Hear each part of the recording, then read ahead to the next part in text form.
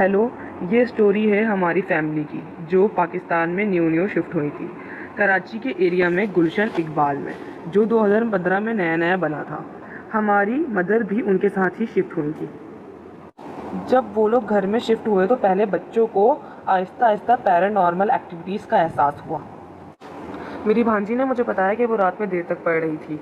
Then उसने देखा कि उसकी दादी अपने रूम से निकलकर उनके पेरेंट्स के रूम के सामने आके खड़ी हो गई है। जब उसने दादी से पूछा क्या हुआ दादी, कोई काम है, तो दादी ने पीछे मुड़ के उसको उंगली से चुप होने का इशारा किया। उसके बाद दादी पेरेंट्स के रूम में एंटर हो गई। पहले तो मैंने सोचा बड़ी अजीब बात है कि दादी बगैर नॉक किए ही पेरेंट्स के रूम में एंटर हो गई हैं। फिर मैंने इस बात को भुला दिया और मैं पढ़ने में फिर से मसरूफ़ हो गई। पढ़ते पढ़ते मुझे रात के 4 बज गए और मेरी आँख लग गई। मेरी आँख दादी की मोबाइल की रिंगटोन की वजह से खुली। जब दादी का रिंगटोन का आराम बजते बजते खुद ही चुप हो गया तो दादी कुछ देर बाद रूम से निकली और मुझे कहा देखो मेरी नमाज भी कज़ा हो गई। तो फिर मैंने दादी से कहा दादी आप अभी तो उठी थी। मैंने दादी से कहा दादी आप अभी उठी थी और आप डैड के रूम में गई थी। दादी ने बोला नहीं नहीं मैं कहाँ उठी, मैं तो मेरी नमाज भी कज़ा हो गई, मैं तो उठी ही नहीं। फिर मुझे अजीब तो बहुत लगा लेकिन मैं फिर उसके बाद खामोश हो गई। उस वाक़ये के बाद हम पूरे घर वालों को कुछ अजीब अजीब चीज़ें महसूस होने लग गई, जैसे कि कोई चीज़ इधर से उठ के दूसरी जगह पे मिलती, जो जहाँ चीज़ रखी होती उस जगह पे वो चीज़ नहीं होती बल्कि उसकी दूसरी तरफ वो चीज़ होती। अब अक्सर हमें शीशे में देख के, जब हम शीशे में देखते तो इधर से उधर कोई चीज़ यानी कि कोई शैडो हमें महसूस होता, लेकिन हम उसको ज़ाहिर नहीं। एक हमारे घर में स्टोर था जिसको हम यूज़ नहीं करते थे, यानी कि उसमें बहुत सी कम चीज़ें रखी थी जो हमारे यूज़ में नहीं थी। और हम फिर जब सर्दियां गईं तो हमने वहाँ पे इहलाफ वगैरह कंबल ब्लैंकेट्स वहाँ पे रखना स्टार्ट कर दिए। तो हमें बाकायदा वहाँ से आहिस्ता आहिस्ता आवाज़ें आने लगी, जैसे कि कोई चीख रहा है और वो अपने होने का एहसास दिलाए। वो आवाज़ें ऐसी होती थी कि जैसे कोई औरत रो रही हो सिसकियों से और वो मदद मांग रही हो। जब आवाज़ें पूरे घर को सुनाई देने लग गई तो हमारी दादी ने कहा कि भाई सिक्योरिटी को बुलाओ और उनसे पूछो कि नीचे कोई डोमेस्टिक वायलेंस का केस तो नहीं है कि किसी औरत या फिर बच्चे को कैद करके रखा हुआ है जिनकी आवाज़ें आती हों। दूसरे ही दिन जब हमने सिक्योरिटी गार्ड को बुलाया तो सिक्योरिटी गार्ड को हमने सब बताया तो सिक्योरिटी गार्ड ने बोला कि नीचे तो कोई रहता ही नहीं है। तो दादी ने कहा उसके नीचे तो कोई रहता होगा। फिर उन्होंने बोला कि हाँ एक कपल रहता है जो सारा दिन घर पे नहीं होता और वो लोग तो बड़े सादा सी लोग हैं और उनके बच्चे भी नहीं हैं, वो लोग तो कुछ कर ही नहीं सकते। फिर हमारे फैमिली में बहुत ज़्यादा मिसहैप होने लग गए और बात हमारी हेल्थ पर आ गई।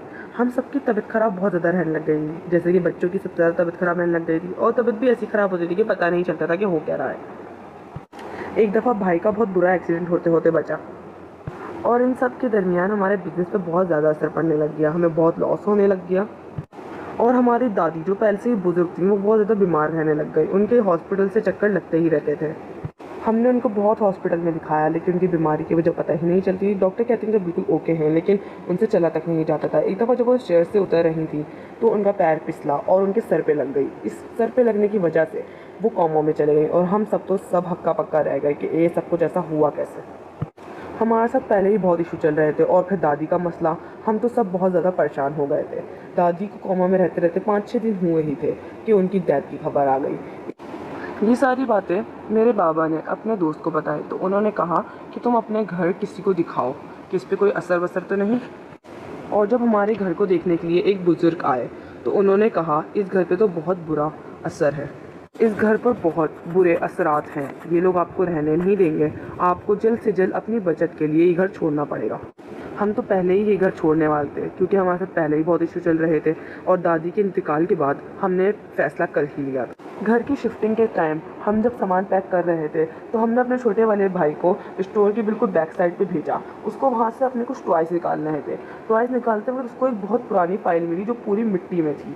उसने वो फ़ाइल हमारे बाबा को दिखाई। बाबा ने जब वो फ़ाइल खोल के देखी तो वो कुछ मेडिकल रिपोर्ट्स थी और उस मेडिकल रिपोर्ट्स में बहुत कुछ अजीब था। जैसे कि वो मेडिकल रिपोर्ट्स एक आदमी की थी और उसमें उस आदमी की कंडीशन दिखा रहे थे जिसमें उसकी बहुत ज़्यादा तबीयत ख़राब थी। हमें तो कुछ ज़्यादा समझ नहीं आया लेकिन हमने जब वो मेडिकल रिपोर्ट्स इस घर के मालिक मकान को दिखाई तो उसने कुछ ऐसा बताया जिससे हम सबके होश उड़ गए। अच्छा, इन सब में मैं आपको बताते चलूँ कि हमारा जो मालिक मकान थे वो हमारे रिलीजन से नहीं थे, मतलब उनका रिलीजन अलग था।